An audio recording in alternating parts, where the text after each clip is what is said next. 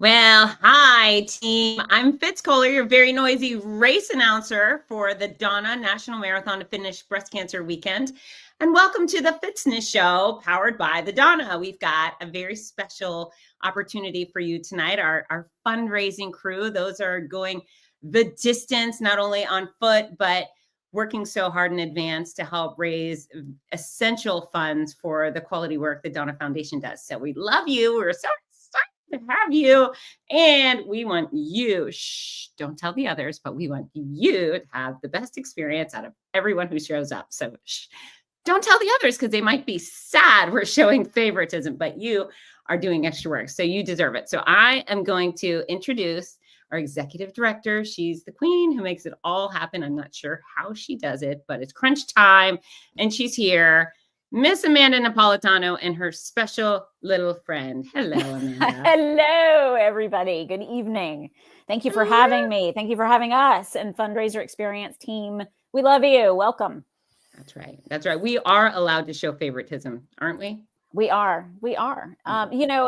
This group is so special because we don't require fundraising, right? These are people that have a heart for our mission and make the choice to, on top of training for whatever event of the weekend they're training for, but they're making that choice to say, and also I am going to help families living with breast cancer. And I think that is just a really special group of people that I'm with you. I hope they have the most fun of anyone there. Yeah. Yeah. And they're already saying hi. So Claire is such a smarty pants. She knows how it works. Folks, hi, whether Claire. on YouTube or Facebook, go ahead and say hi. Tell us who you are, what you're running, what your fundraising goals are. And you can ask questions along the way and we'll interact with you because that's why we're here. Right, Amanda? That's right. We are here for you. You. Okay. So we've got Big Smarts coming in. That's right. The man with a super big brain on the topic of running. And he's going to give us all of the magic solutions. So our viewers do have the best time, right? That's right. That's right. Our special guest tonight is Coach Chris Twiggs. And I have to give just a teensy bit of backstory about Chris. So, and I will try to be brief because we talked about earlier that internet audiences don't have a lot of attention. So make it brief. But this is a 25-year partner that I have in Mr. Twiggs. So I met Chris when I first made the decision to train for my first marathon, and he was my coach. So the whole reason that I am a marathoner today is because of this person. So, I mean, to say that Chris Twiggs has changed the trajectory of my life is an understatement, right? I wouldn't be sitting in this chair if it were not for that first, hey, I'm Amanda. Hey, I'm Chris. Why don't you join the Jacksonville Galloway training program and train for your first marathon?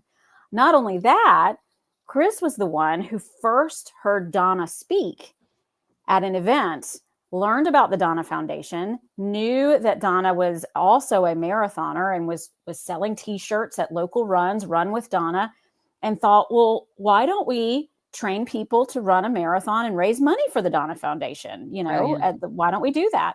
So, Jeff and Chris approached Donna. She said, yes. We raised a bunch of money. We said, is there a marathon for breast cancer? No, there's not. Let's do that. And fast forward now in our 18th running of the National Marathon to Finish Breast Cancer. And this is my full-time job. And Chris's full-time job is working with the Galloway training program worldwide. So, we started with these, sort of passion projects that we were doing on the weekends while we were doing our regular jobs. And now this is what we get to do all the time. And it's just such a blessing.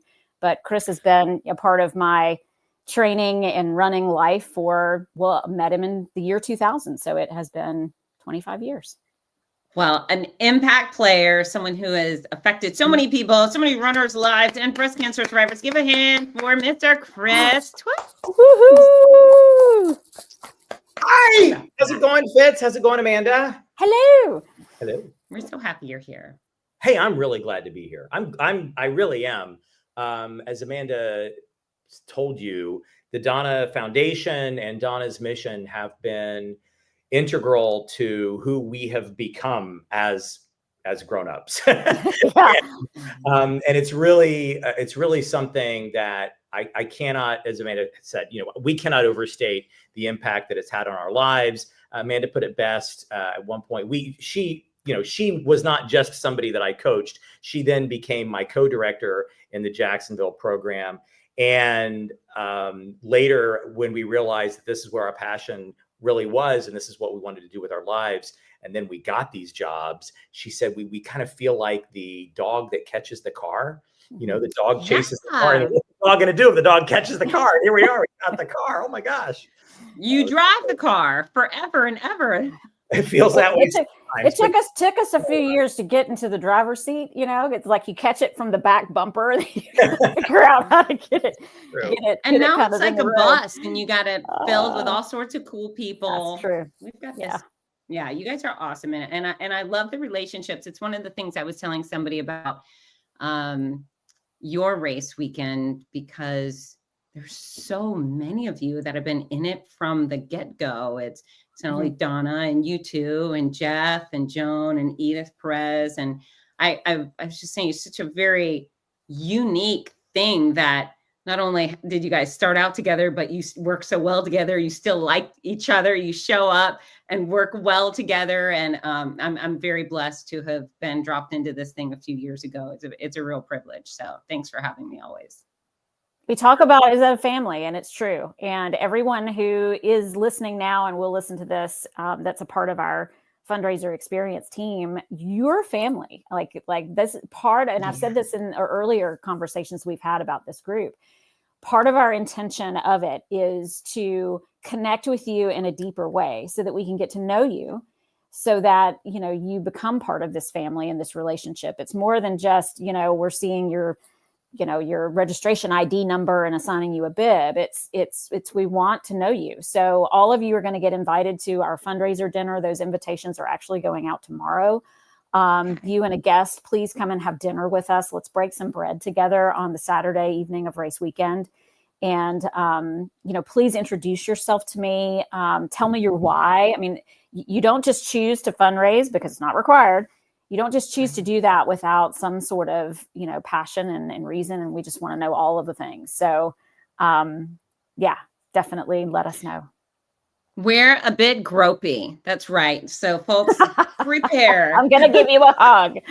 That's right. We're going to get gropey on race weekend. Okay. So I'm going to steer this ship now. We've had great intros, and I'm excited to talk about racing and running, because that's the big task ahead. First weekend of February. Chris, all these people are training.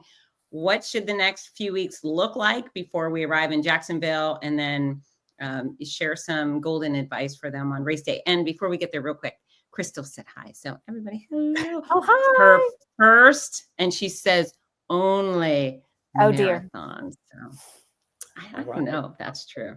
We'll see. No, it won't be. Nice to have you. So it depends on what distance people are doing, right? I mean, because the fundraising that people are doing is not necessarily tied to the distance that they're running, but whether they're doing the 5K or they're doing the 110-mile ultra marathon, they probably have their last big training weekend coming up. And so we want to make sure that during that last big training weekend that they are practicing all of the things that they're going to need for success on race day. They want to be practicing the clothes that they're going to be wearing. They want to practice the shoes that they're going to run in. They want to practice the nutrition that they're going to have the night before and during the run and afterwards. They want to practice all the recovery strategies they're going to be using. We really want to take as many variables out of the equation on race day, because there are enough crazy things that happen on race day anyway. So if we can practice all of those other things in training, and that way, if something goes wrong, there's still some time to fix it before we get there on that first weekend in February. So you're saying don't buy a special brand new outfit just for your Donna race and wear it, rip the tags off on race morning. I certainly want you to buy a special outfit for the fundraiser dinner and for the race itself and for the recovery going out on the town afterwards. You have to buy special outfits for all those things, but try them out under the conditions you're going to be using them. So try out, if it's your special thing you're going to wear at dinner, put it on and go out to dinner in the next few days. Okay. That special thing you're going to wear for recovery and shopping, you've got your homework, right? But definitely, if it's something you're going to wear running, do not make the first time you run in that be race day. Yeah, brilliant advice. It's incredible how that one little seam that runs between your armpit and your hip can make your life a living hell if you have to feel it go back and forth for 22 miles. And it's not enough to say, well, I have that same thing in another color, and so I'm sure it's going to be fine, because you would be surprised that things that look practically identical may have been made in a different factory, in a different country, on a different day, with a worker who's in a different mood. And so, there can be little tiny things that are different from, in between two things that you think are identical. So I want you wearing the exact same outfit for a training run that you're going to do in the race itself. Because you will feel that in the shower later. Ooh, yeah. Okay. So I'm gonna do a little sidebar here. As I just recorded an episode, a podcast, the Fitzness Show, of a person who had a poop catastrophe at Boston Marathon. And part of the deal was pants being pulled by rain and major chafing of the lady parts, which led to major chaos. So I'm going to leave that out there, but oh dear, you should tune in for that. You should tune in for that one. It's tune right in for that one. That's right. That's right. I think I'm washing my hair when I would normally do this. I don't want to listen. It's a really funny episode. Anyways, don't be that girl. That's right. Don't have the chafing, because if you chafe and then you get in the shower after, it's over for the rest of your life. That's it. Yeah. Right. Okay. Yes. So Chris, we're preparing. Mm-hmm. We're going to have our final practice wearing the right thing and eating all the right things. And people should have their favorite snack in their running belt, right? Yeah. I mean, it depends on what your favorite snack is, right? Cotton candy isn't a great thing to carry with you when you're running a marathon. But there are some really amazing cotton candy flavored jelly beans that you might want to carry. So definitely find those things that have worked for you. Having that blood sugar booster, this is something Jeff Galloway talks about a lot. Having that little blood sugar booster that you can carry with you as sort of that secret weapon, that when things start to feel a little bit tough, maybe 2/3 of the way, 3/4 of the way through that race, that's when you pull out that little blood sugar booster. You give yourself that treat, and that kind of gives you the boost that's going to help get you through that last little bit. So bring those things with you. Do not count on being able to buy them if you're traveling from somewhere other than Jacksonville. Do not count on being able to buy those things in Jacksonville Beach. Do not think that you're going to be able to walk right into Publix and they're going to have it because your Publix has it back home, right? Get the things that you want, bring them with you on the plane in your carry-on. Brilliant. Yeah. And, excellent and advice. We can talk a little bit about what we'll have on the course, but never depend on the things on the course. Even though I think we do an amazing job of making sure that our aid stations are packed with plenty of things. You just never know when something's going to run out, or, a box didn't get delivered when it's supposed to. I mean, errors happen, and fuel is not something that you want to mess with on race day. But we do have a partner with Huma.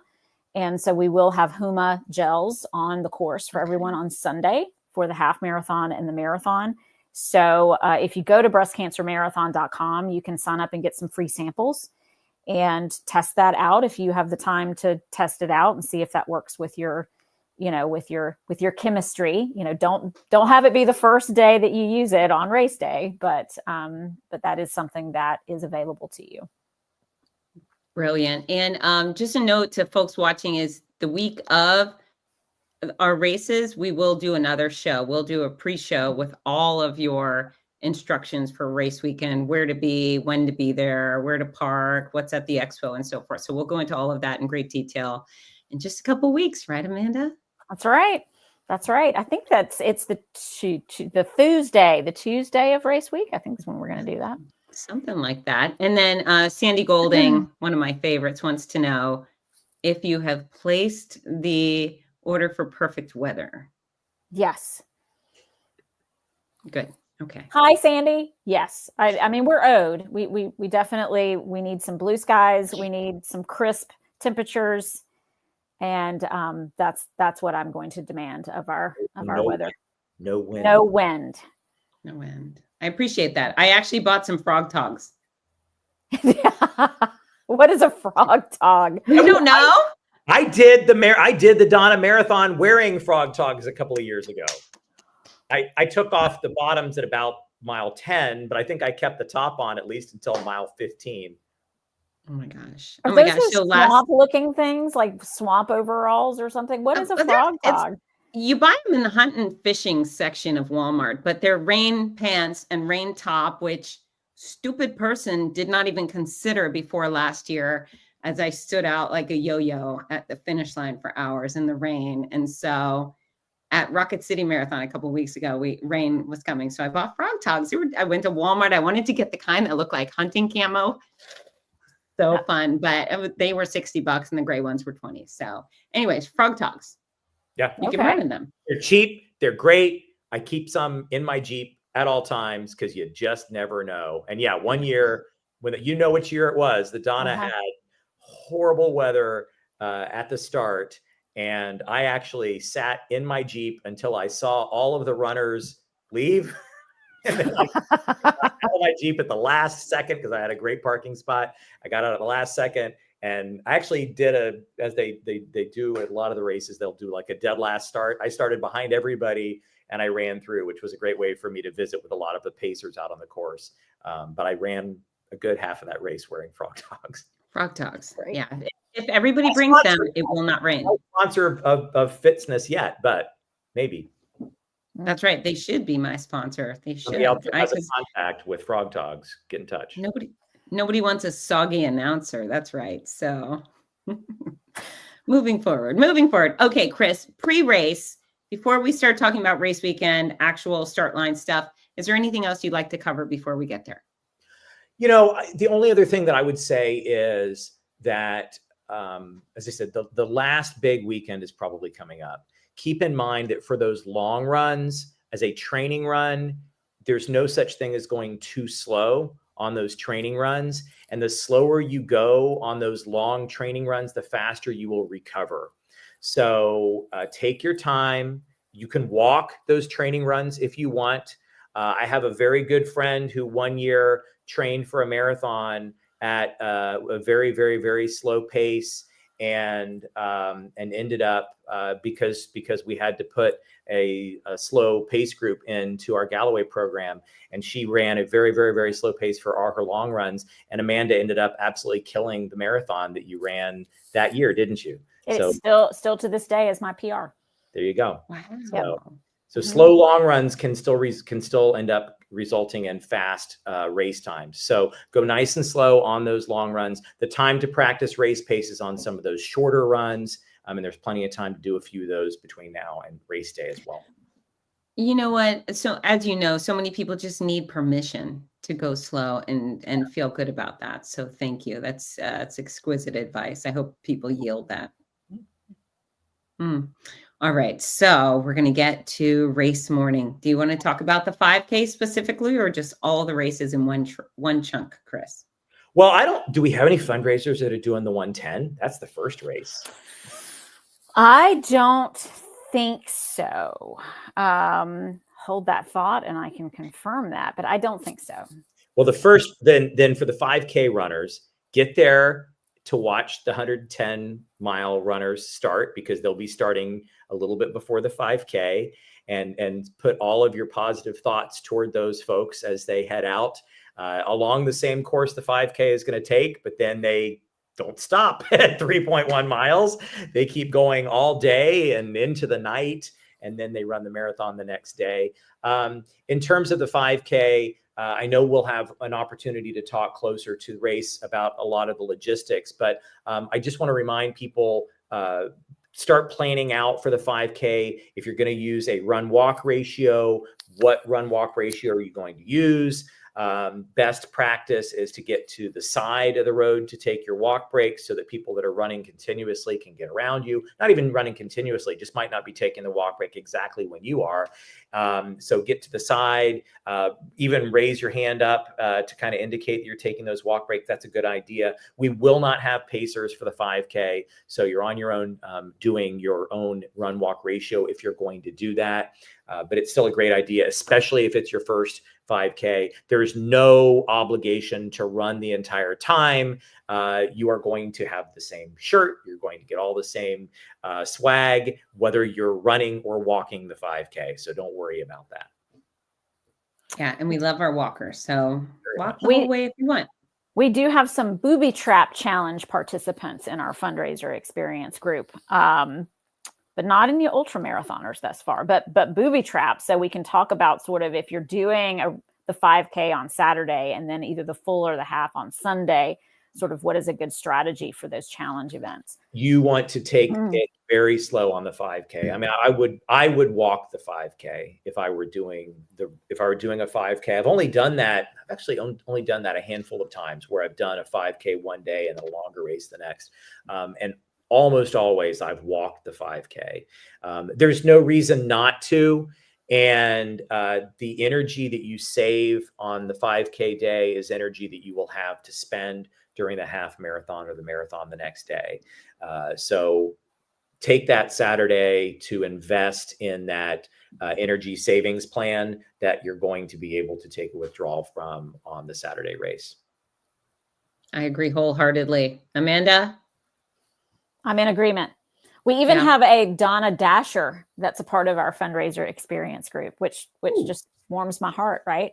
Coming out and doing the dash and raising all of this money for the Donna Foundation. That's amazing and epic.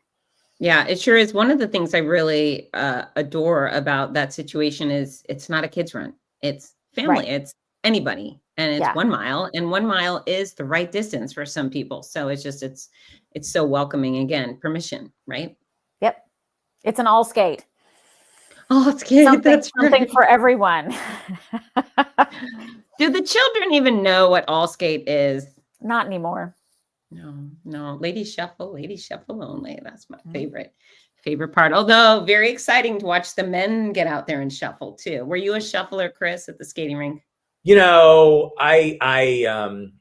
my memories of the skating rink, I'm an old man and I don't have a lot of memories of this. I know I went a lot when I was a kid. I know I had at least one birthday party at the skating rink, but I can't tell you that I remember anything in particular about the skating rink. I'm a typical guy. Well, it was big, hot fun, right, Amanda? Oh, loved it. I could skate backwards. I did really well on the what's that little thing called where somebody pushes you, like you can squat down and somebody pushes you. Shoot the duck, isn't that where you shoot something the duck? like that? Yeah. And there were races, and I would always win. I'm on a totally different show than I thought I was on. Yeah. We sidebar, Chris. Sometimes we have other conversations. Okay, my skating rink. You got to know I was on the speed skating team, so it's the only point in my life I've ever been quick. Is that, and then so this is why I do what I do. When I was 12, I was hired as the birthday clown at the skating rink. And so I served pizza and hot dogs and cake and cookies, but I led the hokey pokey, which is not very far from what I actually do. All around the country right now I am still the birthday clown. So anyways, thanks Galaxy Skateway. It set me up for success. I love it. That's epic. Yeah. Moving on, Chris Twiggs. I'm so sorry you have to deal with our nonsense, but so Saturday morning, big morning, but for many, we should take it easy if you have a second race to do. And then Sunday morning, let's talk about the big distances. Yeah. So marathon and half marathon start together. Marathon is a double loop of the half marathon course. You can see behind me, I have our pace flags. These are the same pace flags that we'll be using at the Donna. So we will have our Galloway Pacers out there. They will all be using Jeff Galloway's run, walk, run method. We talked earlier about wanting to practice everything before race day. And there's that saying about nothing new on race day. I will say that walk breaks is the thing that breaks that rule, because walk breaks are absolutely something that's okay to try on race day. If you've not trained with them, it's still fine to do on race day. I like to tell people, if they come up to me at a race expo and they're worried about that, I say, you walked in here. So walking is not new to you. And if you signed up for a run, presumably running is not new to you. So all we're doing is combining that. But I'm a big proponent of run, walk, run. Obviously, if you've trained not to use walk breaks, then that's okay. The Pacers are still going to be on pace. They're still going to run this flag here is for our 3.5 hour pacer, who will be running an 8-minute mile with walk breaks. But if you're going to run the whole time, that flag is still going to hit the mile marks every 8 minutes. So feel free to follow that pacer and just have fun. If you're with a pace group, you can relax. You don't have to worry about how fast you're going. You don't have to worry about how far you're going. You don't have to worry about anything. You just stick with that pacer. Our pacers are going to finish on time. They do all the time. And so I really encourage people to take advantage of those. On the course, amazing people out there, amazing neighborhoods that we run through. Amanda talked about the refreshments that we have out there at the official aid stations. There are a lot of refreshments that will be offered to you at unofficial aid stations that are out there.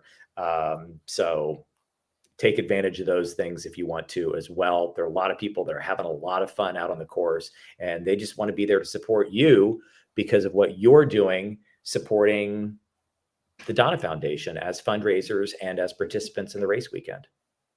So 2 things. I want to remind folks that the Pacers are awesome, and it's a great way to keep you engaged, on track, and entertained, because they're usually pretty fun, charismatic people, tell stories, and just, they can handle whatever pace you're running. So they tend to be quite friendly and enjoyable. And then nobody needs to sign up for a pacer.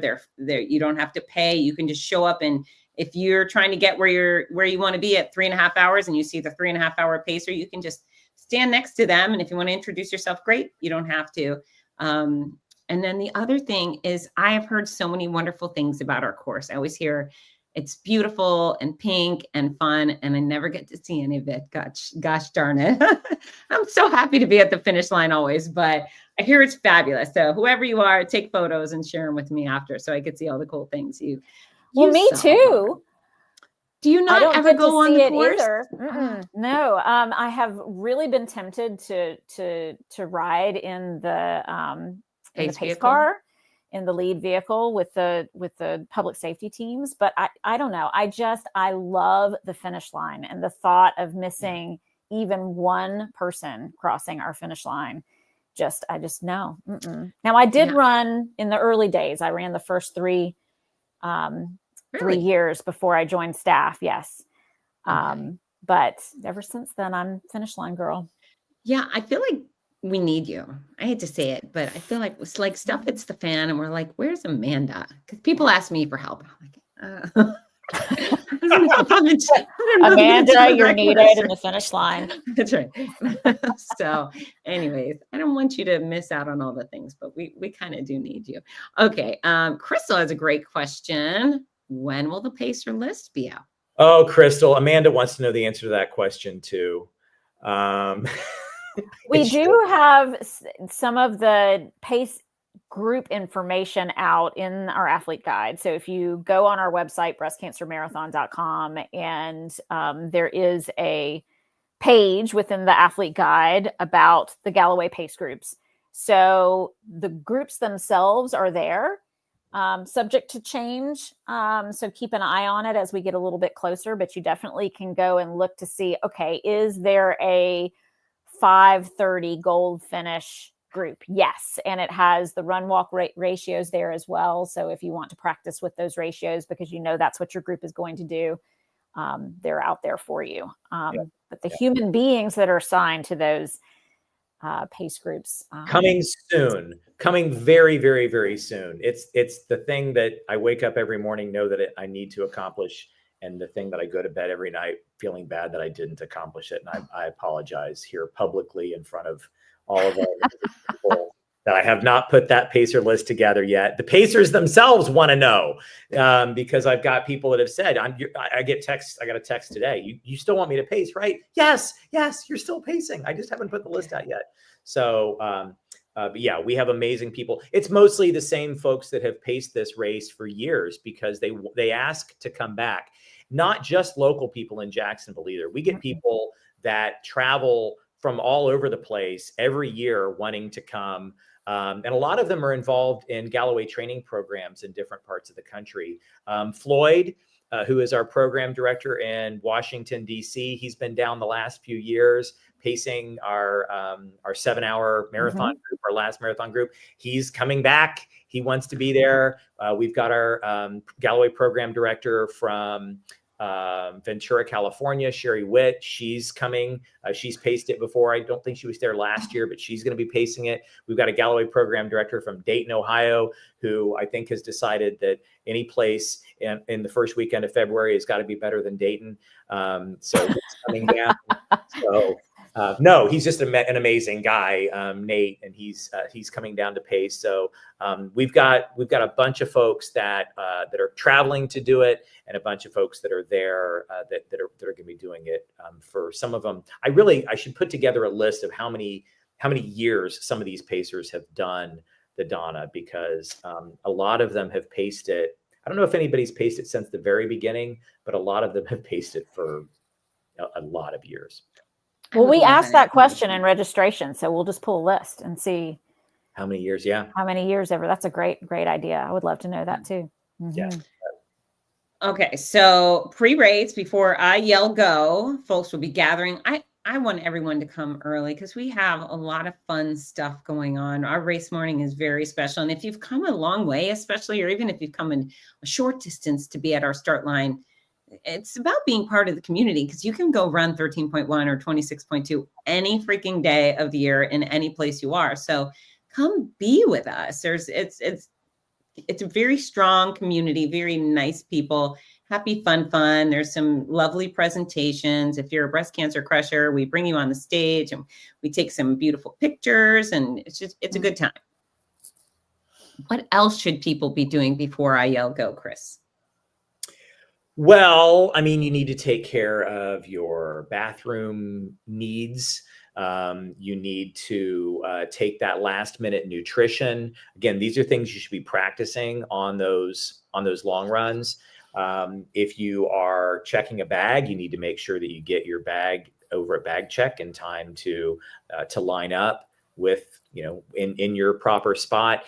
We do self-seating, so you're not going to put you into a specific corral and force you, like some races do, force you into a particular zone. So you need to look and see where you want to be.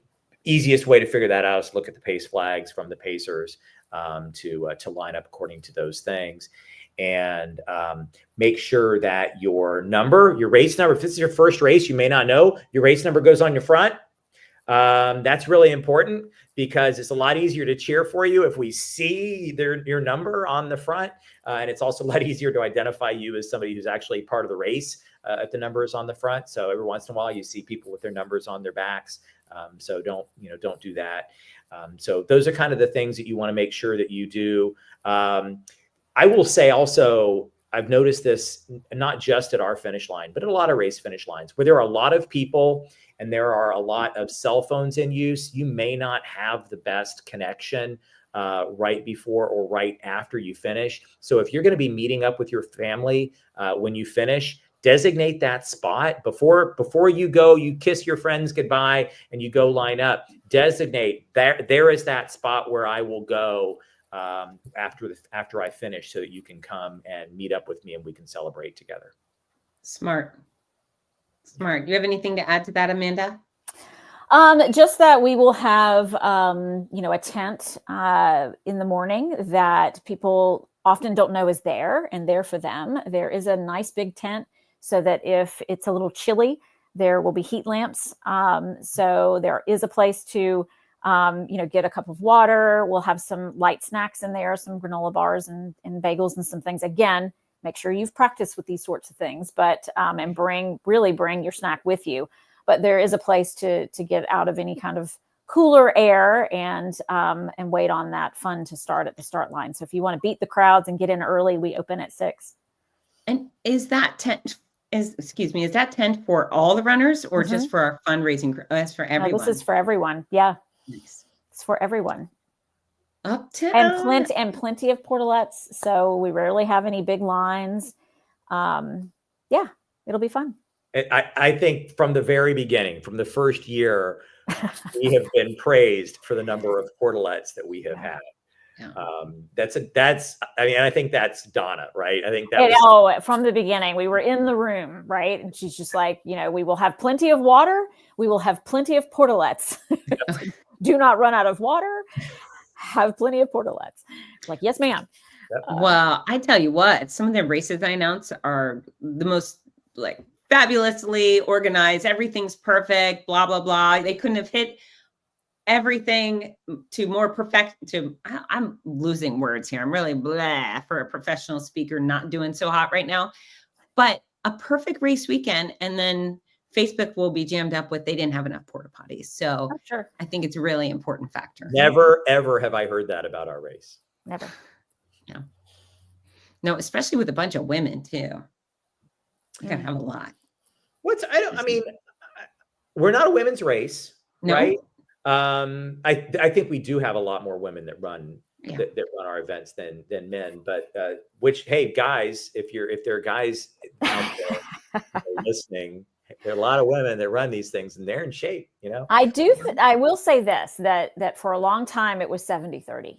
Like a long, long time, it was 70% women, 30% men, and we have crossed that. Kind of leveling of our demographics to more of a 60-40. And we've been intentional about that, truly, of making sure that people know that we're an all skate. And I think, for a lot of men, and men get breast cancer too. But I think for a lot of men, realizing that this is a great way to support the women in their lives that have, been touched by breast cancer. It's really, really empowering, and it's an awfully fun, good, fast race. So, let's go. Yeah. And Jacksonville in February, escape to Florida. That's all you got to know, right? That's right. You bet. Okay. So Chris, I got to ask you, because I always find it fascinating, the people that before they run 26.2, they're running back and forth. They're doing these perfect warm-ups. And I think, oh, I'm saving it. If I'm going a long distance, I'm not going to run a step before I cross that start line. So what do you recommend mere mortals do before the start of their I would say, especially if it's a cold day, doing some warm-up is a good idea. If you don't warm up beforehand, then you need to spend the first couple of miles of the run warming up. Where you can get into huge trouble, like long-term injury trouble, is if you've not warmed up at all on a cold day. The race announcer says ready, set, go, and then you take off at race pace, and that's where you're putting yourself at risk, and that's where hamstrings snap and all sorts of things can go wrong. So the fact that there is room to do some sort of a warm up beforehand is fantastic. You don't need a lot. You could do, in 5 minutes, you can do a little bit of a warm up. What you're looking to do is to elevate your heart rate a little bit. We have a couple of drills that we use in Galloway, a cadence drill and an acceleration glider drill. If you did 4 each of that drill, you're done in 5 to 6 minutes. And that's a really good way to get your heart rate up, warm up your limbs, and get ready to do that. If you can't do that, if you're packed into your starting spot and you don't want to move and all of those things, then you have got to spend the first mile or two you could spend the first 10 minutes of the race, I guess, doing those drills, or just go a little bit slower than you want to average for the first mile or two to allow your body to warm up.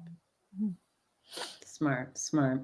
So once folks take off. You'll go. Your obligation as you come by the start line is to wave to Amanda and I up on the lift. We blow kisses, cheer. We like all sorts of happy noise at the start line. And then they start doing the thing, Chris. What should they focus on while they're racing the Donna? God, this is your victory lap. All the training that you have done for all of these weeks and months, everything that you have put into the planning for the weekend, all the fundraising efforts that you did, and the bake sale and the quilts that you made or whatever you did for your fundraising, all of that stuff culminates in this weekend. And this is your victory lap. This is not your final exam. This is not your final exam. This is your victory lap. So this is your opportunity to celebrate. Some people celebrate by wanting to go really, really fast. And that's great. I've had a lot of races like that where I wanted to go really, really fast. But some people celebrate by just having fun and not just waving at Fitz and Amanda, but waving at everybody out on the course and high-fiving all of the kids and thanking the volunteers and thanking the police officers that are out there and the first responders. So, however you want to celebrate, but understand that this is a celebration. This is not an exam. This is not a war. This is not a battle. This is nothing like that. This is a celebration. And that's always what we've wanted this event to be, is a celebration. Outstanding advice. One of the other things I think is so many people put so much pressure on themselves. And I just think, unless you're trying to qualify for Boston, there really is no gauge. We don't care. We just want to see you eventually sometime.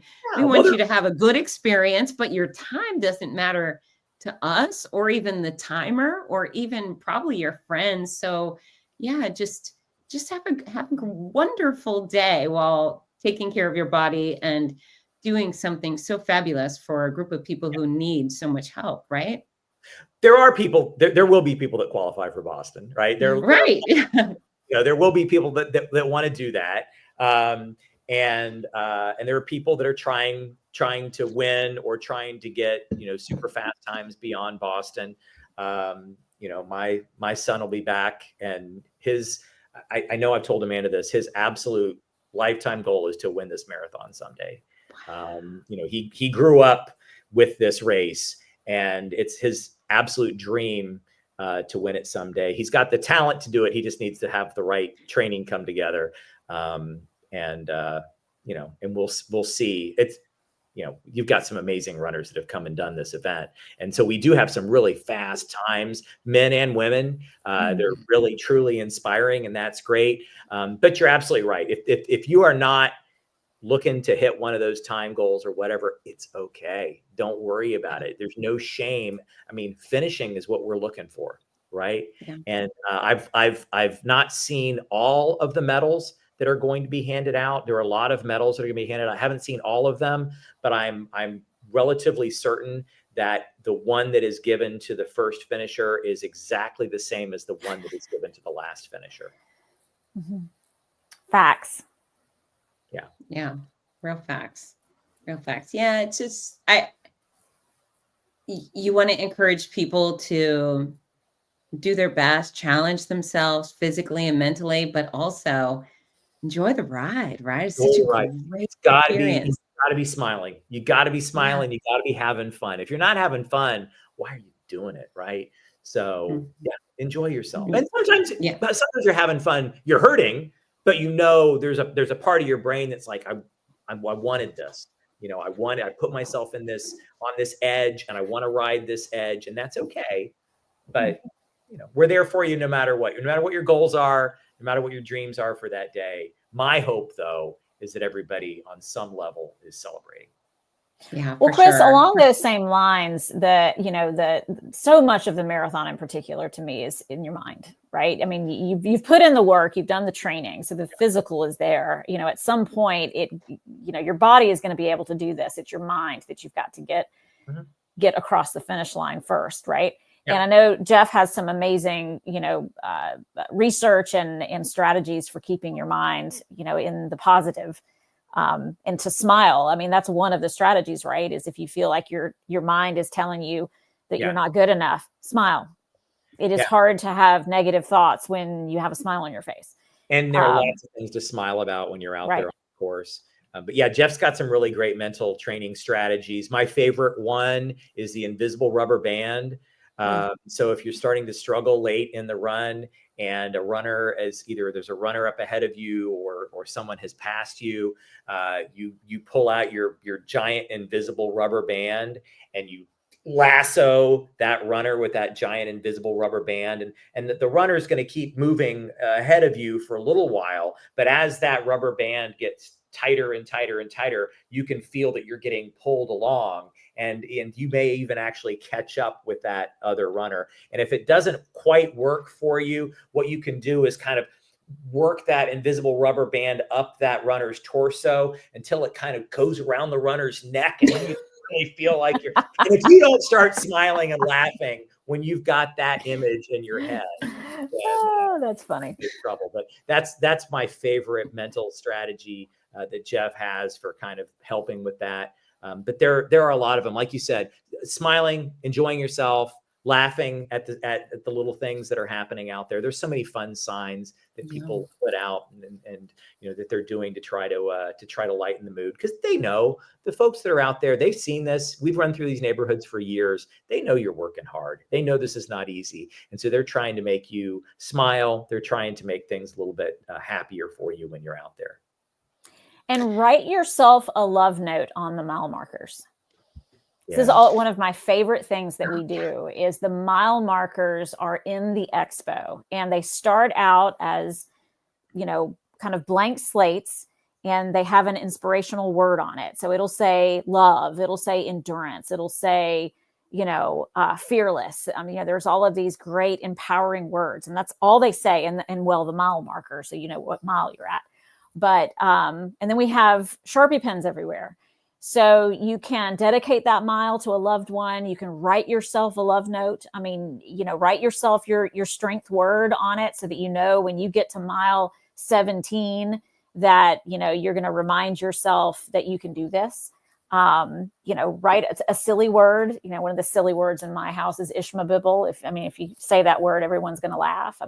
Just whatever your thing is, it's a nice way to give yourself those little jelly beans along the path to get you to the finish line. Yeah. So, Chris, give some advice on when people should decide that, I should pull off and use the porta potty. Because some people are like, should I? Shouldn't I? What's the thing? What's your advice on managing that? As soon as that thought enters your head, you look for that porta potty, because if you don't, then you pass the porta potty and then you think, I probably should have. And then it's, how much farther? Yeah. So I would say as soon as the thought enters your head.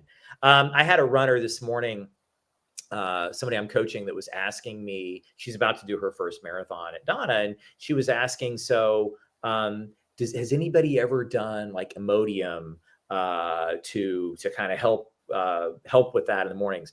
Oh, sure. Lots of people have done that.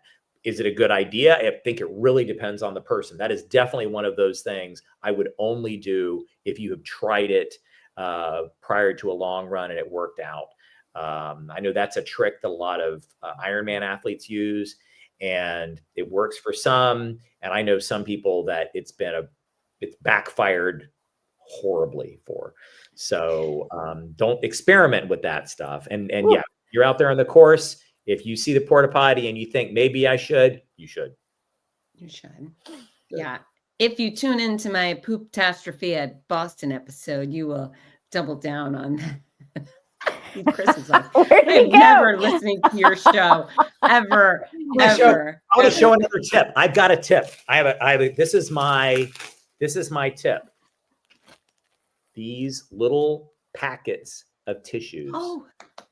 Carry one with you. Put it in your race belt or whatever, right? Carry it with you, because you get I need to go to that porta potty, and you go in there, and maybe this is your second lap because you're doing the marathon, and a bunch of other people have already hit that, and hopefully someone has been able to resupply that. But boy, what a disappointment if you go into the porta potty and there's no paper. So you're carrying one of these things with you. You don't worry about whether there's paper in there or not. You're covered. You're good. And maybe you're using this for yourself, or maybe you just have to clean up after that person that was in there ahead of you. Ooh. I got to tell you, my real fear of using a porta potty during the race, or even a concrete bathroom, is the squatting down and then ever being able to stand back up again. That's the real fear, is that your quads will just freeze and you'll be stuck in that position for the next 4 miles. It's not happened. It's not happened. Okay. It's okay. It's an okay fear to have, but it's not happened. There are no people out there that are forever frozen in the squatting position because they squatted during a marathon. And yeah, I will say, when you get to the ultra, some of those people doing the 110 mile, right? Because they do the marathon as the second day, they might need help getting out of the porta potty the second day. But okay. Oh, Sandy says she hates stopping because she loses her pace group. Yeah, I know. That's a tough thing. I have a strategy for that. So if you have to go into the porta potty and you're with a pace group, the best thing for you to do, as you see where the porta potty is, run ahead, pick up the pace a little bit and get a little bit ahead, get into the porta potty. The pace group's going to pass you. Then when you come out, don't try to catch up right away. The worst thing you can do is try to catch the pace group right away. The best thing you can do is to cut your walk break short by 5 seconds each walk break. And if you cut your walk break short by 5 seconds each walk break, you will catch back up with that pace group.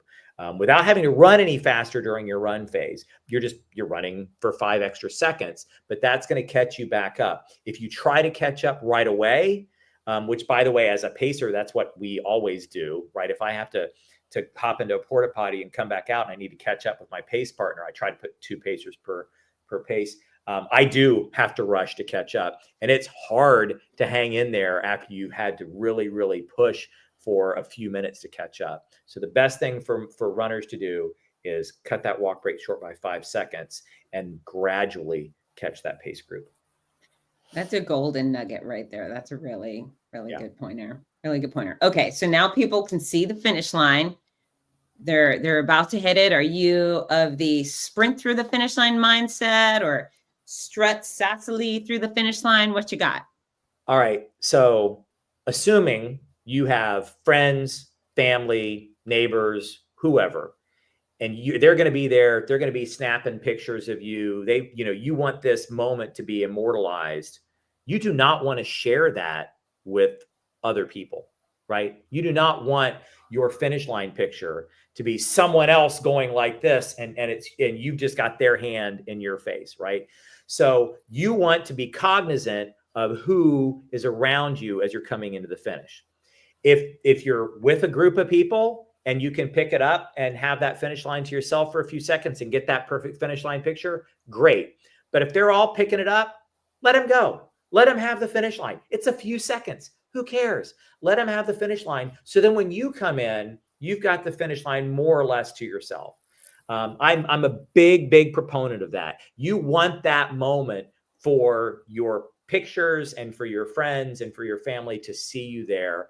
And so I really would not sprint ahead to try to catch people or pass people or anything like that, because all you're doing is messing up their finish and messing up your own finish that way. I love it. I love it. I think Chris has taught his children this, because I have countless ads that have, the agency gets all of our photos, like all of them. They get, thousands and thousands and thousands of photos. And then I get to pick and approve the creative that's chosen for social media posts and, back in the day, print ads. And 9 times out of 10, there is a Twiggs child.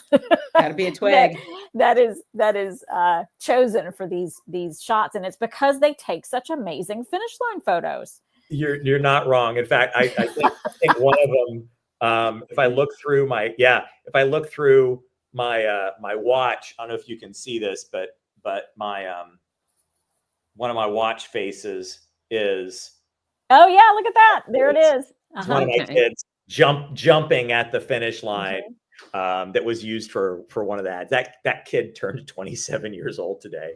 Oh, happy birthday. Happy birthday. Yeah, that's actually the golden rule of finish lines is you need to own that bad boy. You worked hard for it. You got the hands up or the number one or the wings out or whatever, but make it great. If you come across the finish line looking at your watch, you blew it. Yep. Blah, blah. We're all disturbed by that. But at the same time, I'm also annoyed by the person that does the Zoom or whatever and messes up all the pictures of the people that are right behind them. So you can stand for yourself, right? If you're in front, if you're gonna every man or woman for herself, make sure you are. But if that person has sprinted past to get that shot, they've done that. So be nice. Let everybody have their time. You have your time. If you're walking in a group of 5 and you want to hold your hands as you're crossing the finish line, make sure you're not blocking somebody who's trying to finish behind you. Those sorts of things. But absolutely don't. A few seconds is not worth it. Take your time. Get that finish line picture perfect. That's your moment. That's the cherry on top of that celebration. Yeah, for sure. Hey guys, and if you are a survivor, please chat with Fitz, because she is going to make a big deal of your finish, because we're all about lifting our survivors and celebrating you most especially. So, come across, get your amazing finish line photo, and then come say hi. That's right. Straight to me so I can make a royal stink. And the royal stink is for you. If you are one of our survivors, it's for you, but it's also for other people, because some of the people that are watching you that have never had breast cancer, they're going to see you and then they're going to remember, oh, that woman was 7 years out. And if she could get there, Mom could get there, or I can get there, and so forth. And, I love hearing from the women who are further out from cancer than I am, because I think, okay, she made it 17 years. Hopefully I can make it 17 years. So it is for you, but it's for everybody else too. So don't be shy. Cross the finish line. You can smooch your bestie, but then you come to your other bestie so I can introduce you and we can celebrate you appropriately, because we love you so much. And then post race, we've got a big snack tent. It's the Jeff Galloway Snackapalooza, which is crazy. That thing goes on forever. And I'm always a little jealous of the snacks. But what do you recommend folks do immediately after crossing the finish line, getting their medal and their snack to recover, Chris? Keep moving. The rest of the day, I mean, I know it's hard. You run it, especially if you've done the marathon, but even the half marathon, I mean, you've run a long way and you've been up for a long time. And so it's tempting to want to just sit and not move for the rest of the day and let people wait on you hand and foot, as well they should. But you need to get up and walk.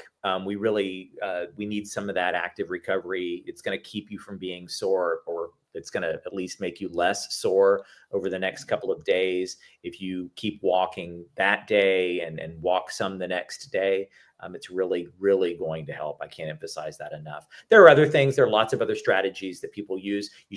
Which you should be trying out after your long runs. Things like compression socks, things like compression boots. Some people are big fans of ice baths and things like that. Different bodies are going to respond to different things different ways. So try these things out in this last long run weekend that you have coming up before you say, that is for sure what I'm going to do during my race weekend at Donna. Perfect.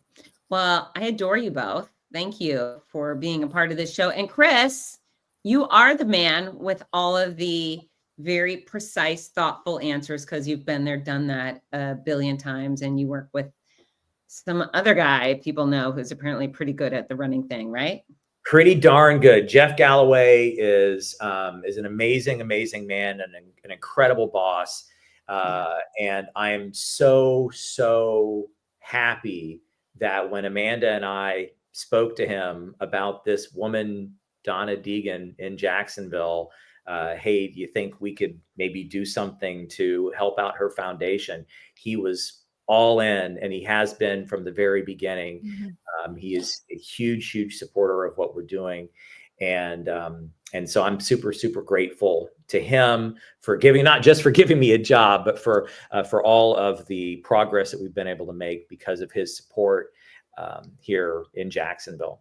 So yeah, I can't say that everything that I know about running, I've learned on my own or through my own experience. Most of it is stuff that I've just learned from being in his presence, and I try to get around him as often as I can. Yeah, well, thanks for spreading all the knowledge to our athletes, our fundraising athletes who we love extra. Right, Amanda? Extra. We love extra. And as they come down the stretch, training runs, make sure you have the right clothes and the right food and all that stuff. But give a couple more pushes for your fundraising efforts. Go on social media and say, hey, please, race day is almost here. I'd love to go and big as hard as possible because every dollar really will go to help someone dealing with breast cancer and trying to get through life. I mean, I had all the support in the world and it was so hard. It's just impossible to describe how difficult everything was. And yeah, if I needed the help to pay my bills or buy food or put gas in my car, it would have been hard asking for friends and maybe just knowing the Donna Foundation was an option for me if I was in that position would have been really helpful. So this is important work and all of these dollars really matter. So thanks to everyone who's doubling down on their efforts for this year. Absolutely. Everything that we can do to support you, the fundraisers, we really want to do that. And so if there are people that are coming into their last few runs, maybe you missed a run, maybe something isn't feeling right while you're out running, maybe you're unsure about something, please reach out to me, Chris, CHRIS @jeffcallaway.com. I want to answer your questions. I want to help however I can to make sure that you get to the starting line there in Jacksonville Beach. Amanda, anything you'd like to add? Just gratitude. Let's reflect on the journey together as you enter these final weeks. To Fitz's point, it is an excellent time to let everybody know what you're doing. That last training run, put it out there in your friend groups, your social media. Hey, I'm running my last training run of however many miles that is, and I could really use your support. That's all it takes, and we'll get you through the finish line here in Jacksonville Beach, as well as the one that you're doing in your fundraising. And we look forward to seeing you here in just a few weeks. All right, friends. So I'm going to kick you guys off, but everyone at home, everyone watching, know that this will remain online. So you can watch it again. You can watch it all the time if you want, over and over and over. And remember our faces, because we will be roaming around race weekend and we would love to meet you. And we do have extra hugs stored up, right? Have you stored all the hugs up? Yes, I've got some right here in my pocket. Yeah, ready to go. You're very gropey people at the Donna Foundation. So come and say hi. Bring your roller skates, Chris Twiggs. We will teach you how to shuffle. I now that I know that you're that birthday clown, I'll forever have that image in my mind. Oh yeah, put that colorful fro and the nose and the spotted outfit. I've got no shame, Chris. Just so you know, I will do whatever it takes to make the people. We're gonna need some photos of that, I think. We'll dig them up. All right, I love you all. Thanks. Good night, everybody. Love you. Bye.